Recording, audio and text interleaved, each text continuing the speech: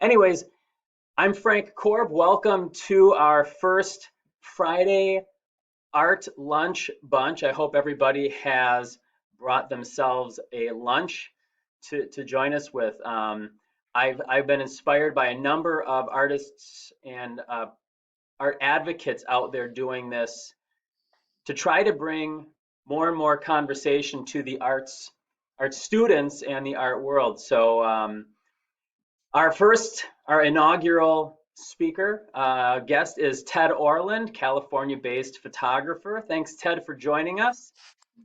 Very happy. I'll introduce him a little bit with some of his images, and then I'm going to turn it over to Ted. As we move forward, if you've got questions that are popping into your head, please, by all means, write them down, answer them, and we'll go from there. So wow, this will be interesting to see later on as the video happens. It's my screen. So Ted began his career as a young designer working for Charles Eames, and later served as Ansel Adams' assistant and printer of Adams' Yosemite Special Edition prints. He was an early champion of the Holga camera, and if you don't know what a Holga camera is, you absolutely have to look it up. They were these wonderful, terrible little light-leaking plastic cameras that made incredible photographs. Designed and led the first digital imaging course for 4 major college-level photography programs, founded the Image Continuum Press, and taught college-level photography for 30-odd years. Ted's published works include the early Image Continuum Journal, the ubiquitous, Don't worry about it. yeah, You can skip right Photographic Truths, Man in Yosemite, this and that and this and that. this and that and the other thing. And what introduced me to him was Art and Fear. And I will have this out online for you all to read. And actually, more importantly, I think we just turn this over to Ted. Here are his books. I've gone through and a few of his slides that he had shared with me. Katie Walking Away. And this is Route 66 near Needles, California. Testing Homemade Hang Glider. That's scary. This is just to show how long I've been in the game. I was doing this back before they were manufacturing hang gliders. You had to make your own, and mine was made out of mylar drop cloth held together with bamboo struts, and So it's like flying a slow falling rock. So that's you in the photograph.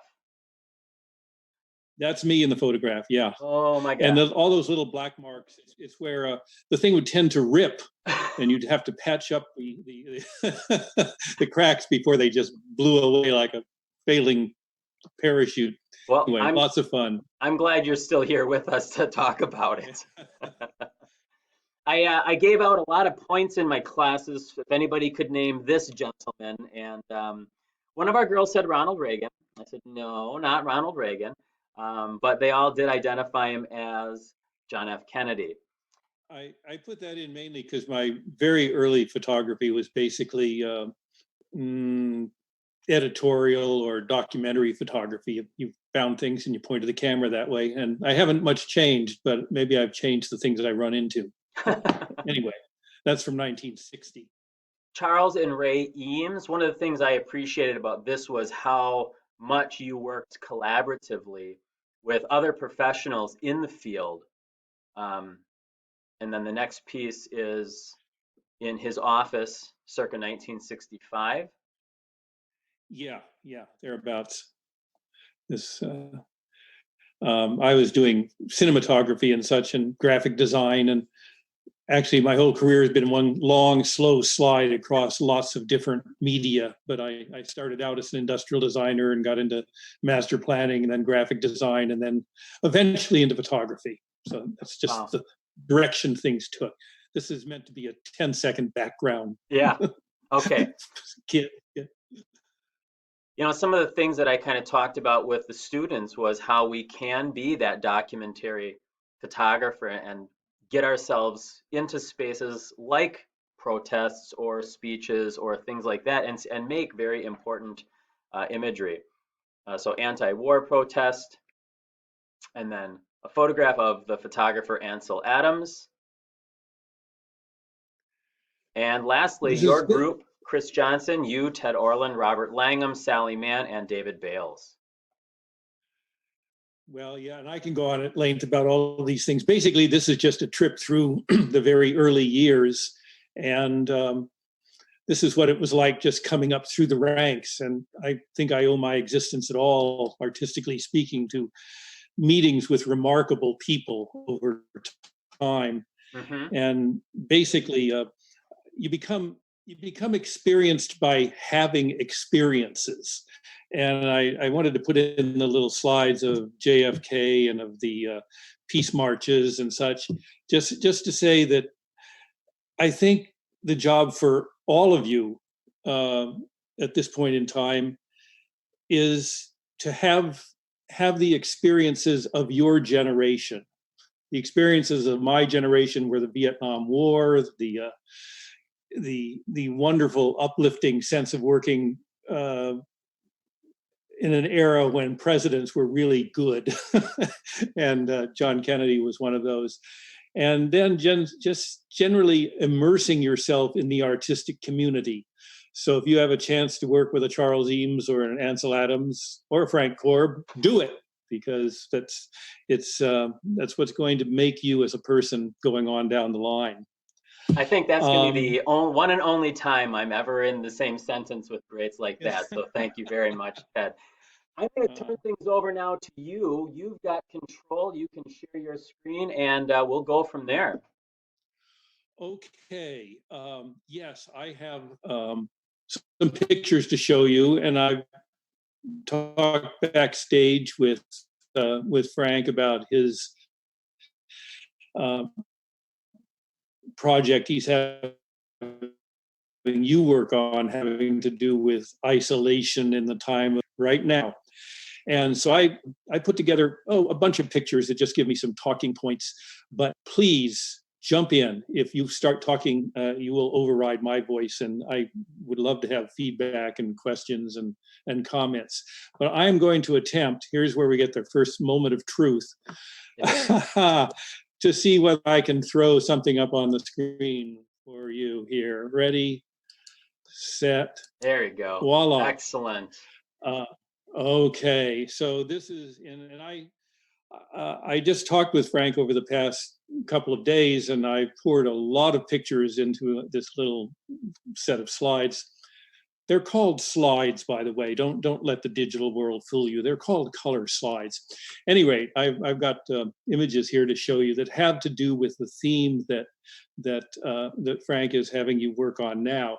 So just opening with this, let me just say that, first of all, isolation is a state of mind. It's not a noun. If I ask you to describe a piano, you'd all give me a pretty good and similar explanation of what a piano looks like. But if I ask you to explain isolation, it's a different matter altogether, because it's subjective.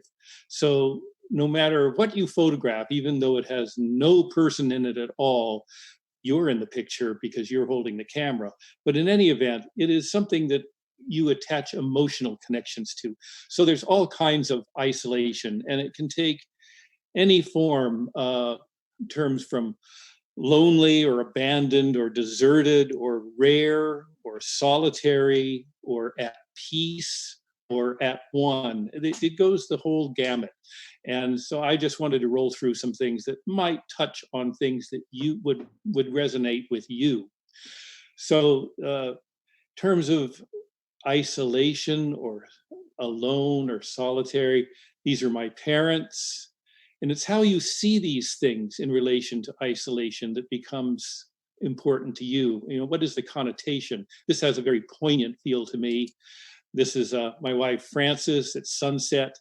There is almost no detail in the picture. And you realize after a while that reality and realism are only very tangentially related.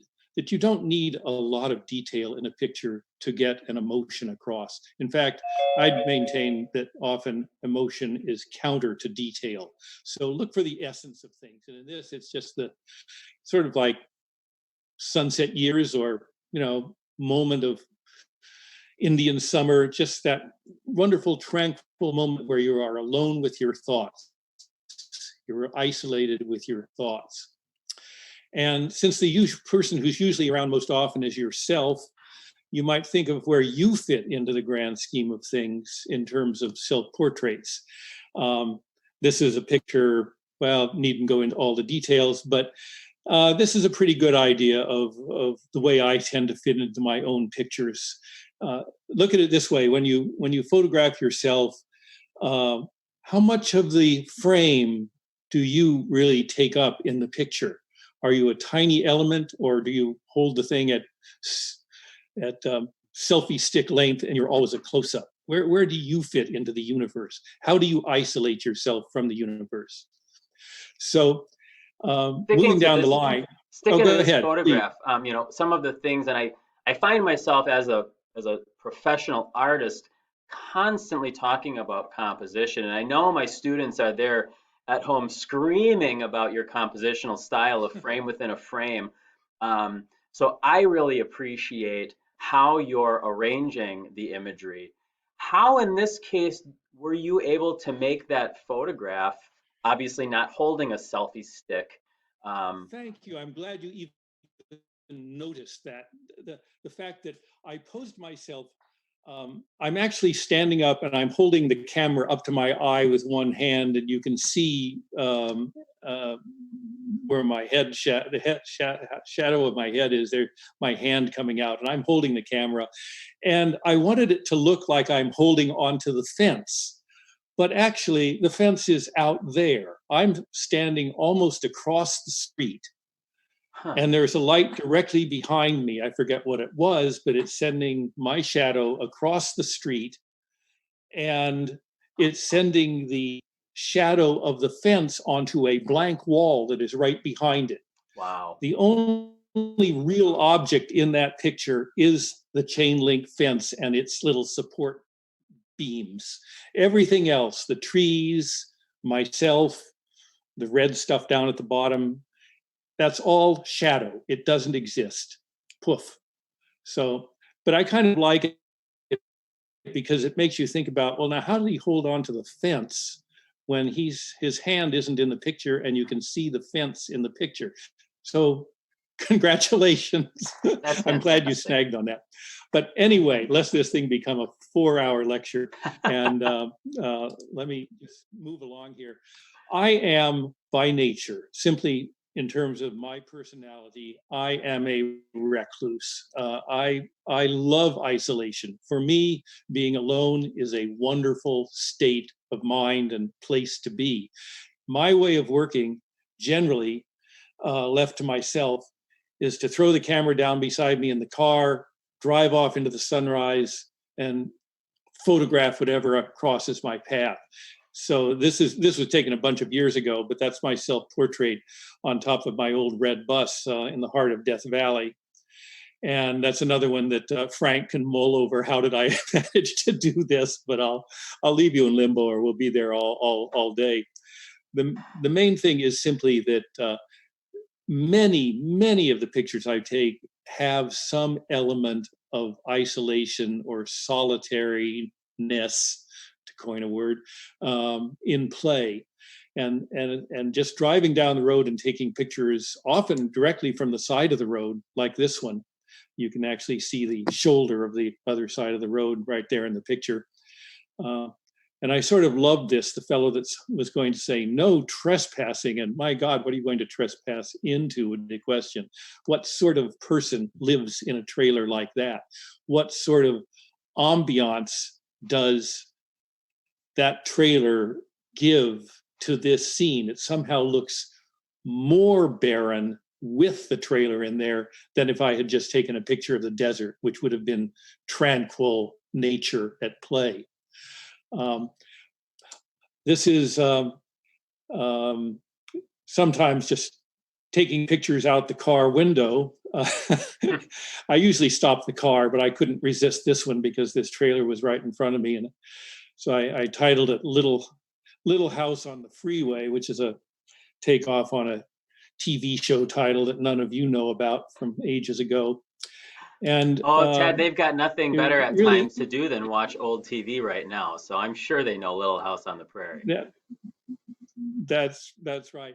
And I should mention just in passing that any of the pictures on this screen that are square were taken with my little $20 plastic Holga camera, which has a sort of the bottom of a Coke bottle for a lens and cannot record detail except marginally in the center of the picture. And then it fades, it blurs as it goes to the edges and then fades to black. It really sees the world the way that I do.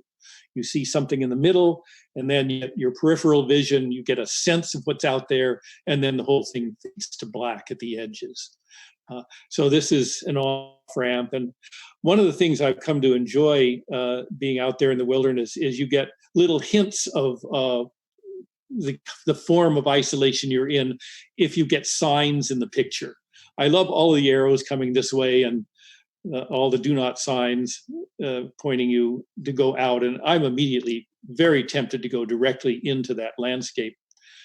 And I realizing I'm motioning with my little cursor all over the picture, and the cursor does not show up on your screen at all, I presume. But I love it when words get into the picture, and sometimes you can put them to work. So here is a barren landscape, new image 3 miles, and so I simply put a landscape in so it could meet its promise.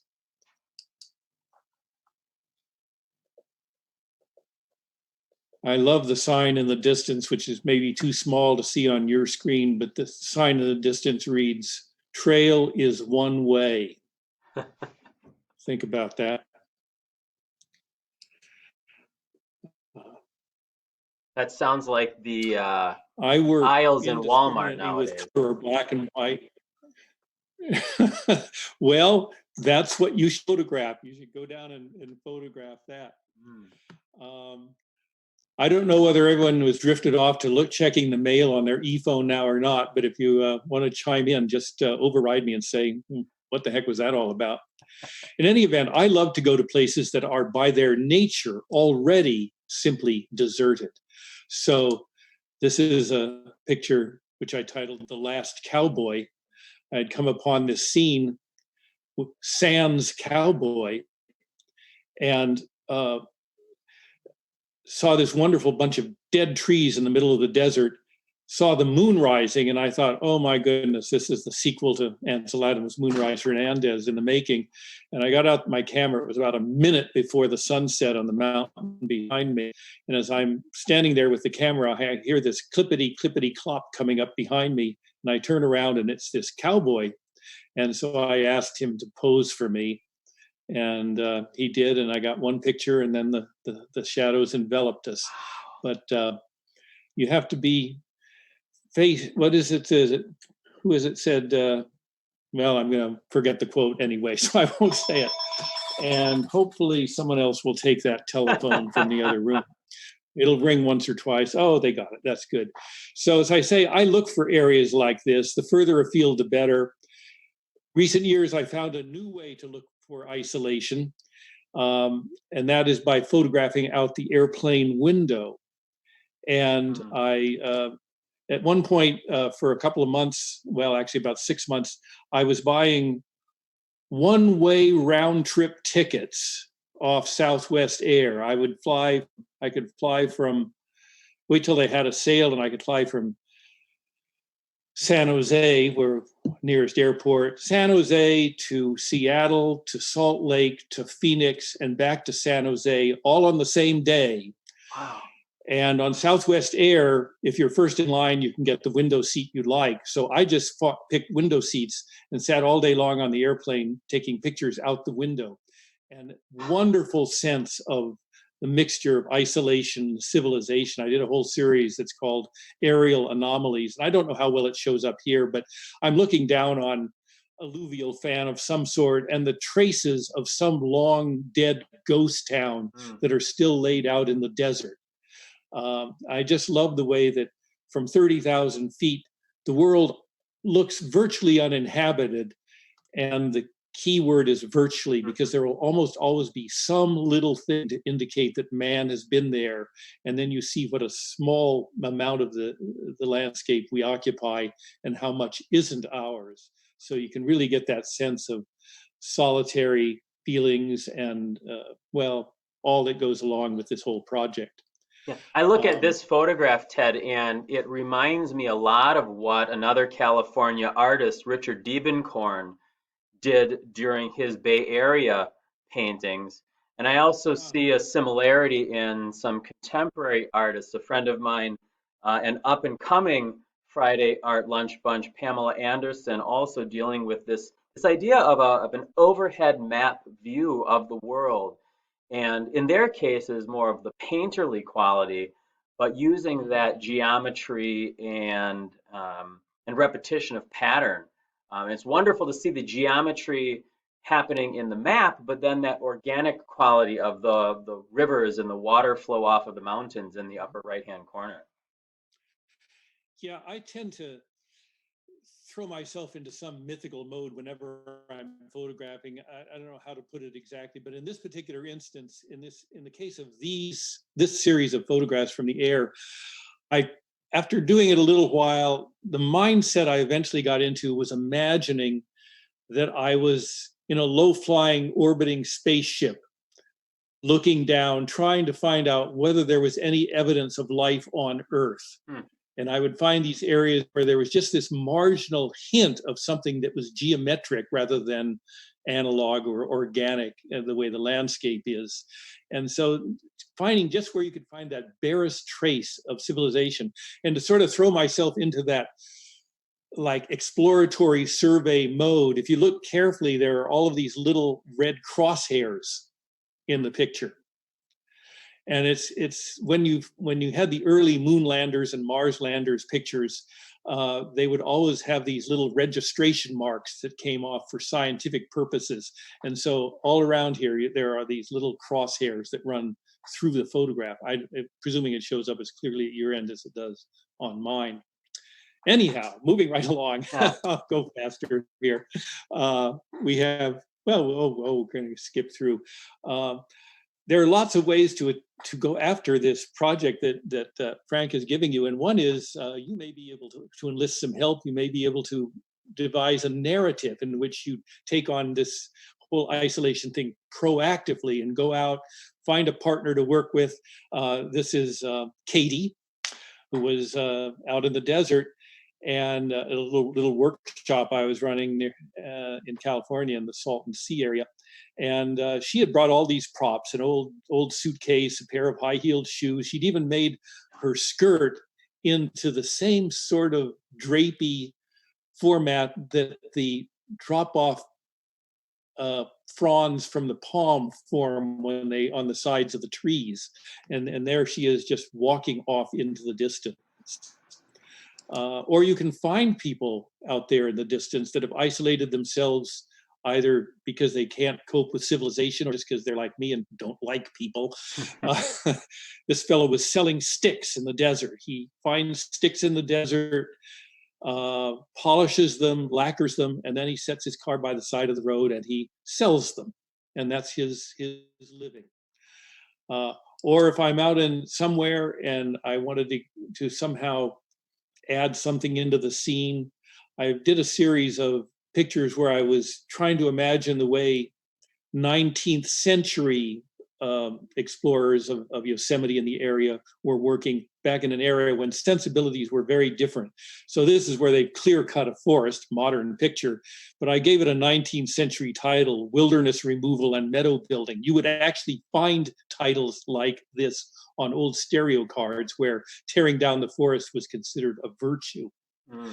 And if you go into Yosemite itself, I just sort of love this moment where I happen to be there right at 6 a.m. on a winter's day when nobody's in the valley for all practical purposes. There was one person there, and I just sat on the other side of the empty parking lot and waited until she made a dash back to the car because it was about 20 degrees outside. And so this was leaving Yosemite. Another way that I think you could get at the whole isolation issue is something that I do very frequently is I make night photographs. I take the dog out for a walk every night. I have the dog on the leash in one hand. I make handheld photographs by pitch black conditions and just hope for the best. This is the beach at the end of our street. I'm on a Seabright Beach, it's called, in the fog. And I put this in here partly because, well, it works perfectly well as an example of the space between things and how few things there are out there in the night, but partly because I happen to have another shot of the same beach taken on last 4th of July. And I think any of you could do a nice series of little pictures if you have some existing pictures of pictures around town, wherever you are, just go back to that very same spot and your picture, however mundane it was or how much it was taken for different purposes. If you go back right now and retake the picture in what was a busy street, you'll probably find it very, very different, and you could pair those pictures together as a diptych. So this isn't an exact match, but you'll get the idea. This Seabright Beach in the fog. This is Seabright Beach on the 4th of July. Wow, And that is a huge difference. Just for juxtaposition. So, but I do love to go out at night. The night is very quiet. If you think of some of the spin-off definitions of isolated to be just solitary and quiet and lacking in visual debris, night is a wonderful time to photograph because simply details fade off into blackness and you'll find some one thing lit up. Or you can take longer exposures and let the clouds drift past and the wind blow, and then only something that's really sturdy will stand still. You can include your own self in the picture easily enough, or you can even go out, in some cases, in the daytime. I converted my little plastic Holga camera to a pinhole camera, and this is a pinhole of the sun bursting through the fog again down at the end of our street.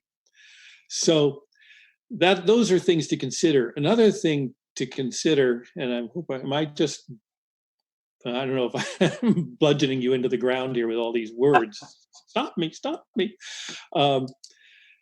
The question of how do you accentuate the feeling of isolation? I won't give you the whole story of this tree, although it's a wonderful, wonderful story. But this is a picture, again, out in the desert. And it's close enough in that it's really a picture of these poor burned palms. But if I take a few steps back, and this will be a different palm, but if I include more of the surrounding landscape, you actually get more of the sense of isolation. So this is just a very lonely palm tree. So the distance at which you put yourself from whatever your center of interest is has a bearing on that. It's the same as I say with my self-portraits, where I tend to make myself a very tiny figure in the distance rather than trying to fill the distance and get rid of the isolation by filling it with myself. Just stand back and savor the quiet peace you have. And in fact, I have 3 pictures here that I like. I'm a closet romantic at heart. Every now and then I just take pictures that are, quote, beautiful, unquote. You can't see it probably on your screen, but that's a little boat out in the middle of a reservoir, large reservoir here in California. This is one of my night photographs of a single palm backlit by a street light. So where you stand makes all the difference. And then this is a photograph taken off on Cumberland Island on the East Coast, which I like mainly because I was photographing a place that almost no one ever sees because of where it is. And I was photographing it on infrared film, which records all of the light you can't see. So I like the idea of photographing something that no one has seen in light that no one can see. And then with a lot of technical skullduggery, you try to drag color back out of these infrared black and white, basically monochrome negatives. And with a lot of blood, sweat, and tears, you can't create a Kodachrome slide, but I like to think that when I do this, I am revealing a world that is from a parallel universe very near ours and somewhat like ours, but not quite the same. This is about as isolated as you can be, in the sense that it's from a parallel reality that we normally don't see. So let me just, you had Um, mentioned film. You're still making photographs using the traditional film and darkroom. yes, but mostly no. Okay. I use the word film largely because I'm stuck in the past in the way of describing it. I get to call these things digital files, but it gets kind of lonely. Uh, I still occasionally shoot with my Holga plastic camera, which is indeed film. Nowadays, I send that out to be developed, and I shoot color film for that matter. And then it all gets fed into the computer at some point, and everything that comes out as a finished physical print is a inkjet print off of my printer. Okay. So Thank you. Thanks for I clarifying. the first 30 or 40 years I've shot entirely with film, and then I went over to the dark side around 2000, and then it was another 10 years before the printers and the printer inks got up to speed where I could actually print any of the digital pictures. So a lot of it was just a leap of faith in the future. But I'll give you, I'm using up all your time here, but um, I, I just wanted to mention one thing, a couple of things more. One is that apart from literal ways of getting at isolation and then just slanting the ambiance, the emotional quality one way or another, you can come at it indirectly too. You can do work about isolation that would be entirely metaphorical. This picture is titled How the Universe Works. And it was taken at a perfectly horrible time in my life where I really thought that life was just a game of chance. But you can come at these things and just, as I say, come in sideways and try to think, what is isolation all about? I mean, if there is some meaning to existence, then what is the meaning of isolation? Here's a portrait that I like a whole bunch because it's about isolation and the utter ambiguity, or I don't want to say unpredictability because I sometimes believe in fate has a hand. But in this picture, this person is standing at the edge of a precipice of unknown steepness and apparently considerable depth. It's hard to tell whether it's springtime and those are new leaves coming on the trees, or it is fall and they're getting shredded by the coming winter. You can't tell whether the clouds are clearing after a storm or whether they're coming in to envelop you sooner or later. And you look closely at the figure, and this was not posed, this was just taken. Uh, the figure has one hand, his left hand is, well, let's say his right hand is open and at peace and accepting, and the left hand is clinched in some sort of defiant stance. And so you can interpret this picture a whole lot of different ways. Um, you can also just take pictures in your own backyard. I don't know, we were pruning the tree, and then I went out at night and here it was. And I just sort of like that strange configuration. Or you can do as I do sometimes, and you can change the meaning of the picture, or you can introduce the metaphorical quality, the storytelling quality, if you will, by titling it something. So this is a picture of dead palms, but I titled it Visiting Day at the Old Palms Home. And something about that just gave it a certain lumpy, I could suddenly personify, I could give a personality to each one of those particular little palm trees. And so on, walking down the street and then coming around the corner and finding a zombie house approaching in the same realm. And lastly, by golly, and we are going to get to the end of this, I have a little set of pictures. I just dragged them out. These are pictures all made in the last week. One was taken about 3 weeks ago, I think, but these are all just in the last few days. And they are a literal interpretation of how the current isolate in place, shelter in place rules are affecting the way the world looks. So this is walking down the street. And some of our neighbors have taken to putting messages out on their front sidewalks, or at least their kids have. This is the walk that we take with our little doggie every day along the edge of the river we live on.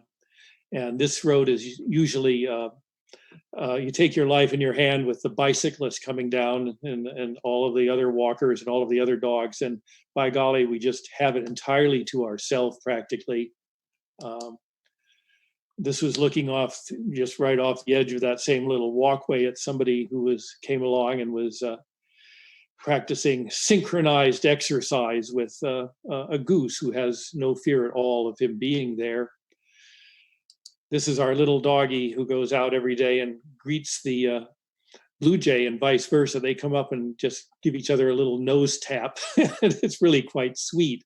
But Spooky, the dog, has not yet learned the meaning of social distancing. And this is her best friend who lives down the street. This dog weighs like 125 pounds. And when the big dog sees Spooky approaching, the big dog takes this stance. He gets all the way down, rests his head on the ground, and lets Spooky come up and pummel him with kisses. And it's just sort of very, very sweet. So, well, I sort of roared through all of that, and I don't know what to put it as closing, except that my own philosophy that led to these pictures existing is pretty simple. I simply shoot first and ask questions later, for the most part. I feel that if you lead an interesting life, make interesting pictures. And so I feel my job is to lead an interesting life and let the art trail along. Other people do it the other way around, but that's my way of doing it. And lastly, in terms of looking at these pictures of isolation, there's a famous quip from a photographer named Minor White from my generation, who said, the really important thing about a photograph is not what the photograph is of, but what the photograph is about. So when you're taking pictures, we're always conscious of what the thing is of. If you ask anybody to describe a photograph, invariably their sentence will start with the phrase, well, it's a photograph of. Well, true, but that's often the least important part. The really important part is, what's the picture really all about? And that's what your project is about with Frank. Over to you. That I used was my quota of words for the day. That was perfect. You can go and be in silence for the rest of the afternoon. I You can probably unshare will. your screen so we can Oh get a yes, look I'm at. sorry. No, Yeah, there no we worries. go. Um, There we are. so I'd love to give an opportunity. If anybody has any questions they'd like to ask Ted, I had kind of commented about making photographs or what it is to be a photographer or maybe what it's like to live in California. And I know one of you is very intrigued in that. But if anybody has any questions, they can raise their hand up on the screen and unmute yourselves and go ahead and ask. Are they there at all? We Yes, may have had a wonderful Brianna, go ahead. Hello. Brianna's got a question. Go ahead. My question is, what makes California so interesting to photograph? Well, what makes California? California is very different from the East Coast. I'm not sure whether it is any better to photograph than anywhere else, but it's certainly more accessible. Maybe it's made for people that are loners like myself, because you can go out and you can photograph mountains that are 20 miles away. There's vast expanses that you can travel through to photograph. The East Coast, density is destiny. I was photographing on Cumberland Island. I wish I could quickly bring up a picture of the forest there. Actually, I have a background picture and I can show you something here. Just give me 5 seconds here. I was photographing, where are you? There we are. This is where I was photographing a couple of months ago. And this is its own form of isolation in the sense that you are just surrounded. You cannot see further than 6 or 10 feet away because that is your horizon line. The California, your horizon is 40 miles away. On the East Coast, it's half a block away. And so sometimes it just comes down to whether you like the intimacy of spaces or the expansiveness of spaces. Either way, you can put yourself into a very private world on the East Coast, or you can put yourself into a world where you're just so tiny that it's empty space on the West Coast. Make any sense? That was great. Are there any other questions that you've got for Ted?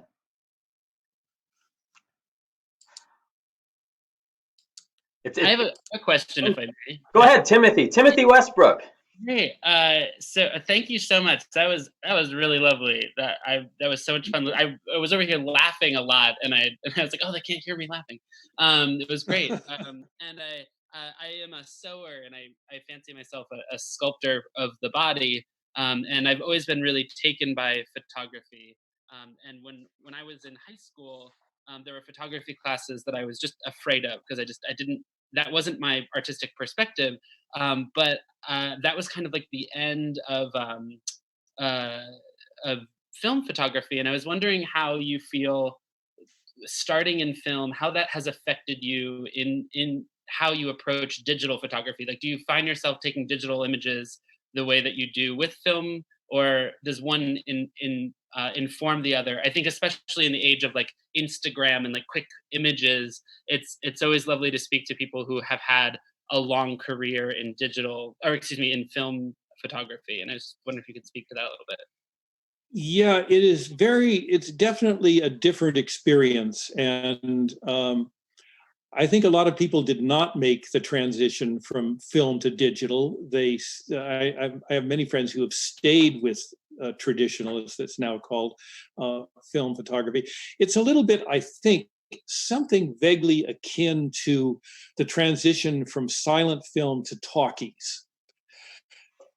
Did it make the films different? Yes. But really, if you're talking about the people that were involved in the system, there were some actors who made the transition from silent to film very well, and there were some who simply didn't. They faded off the screen.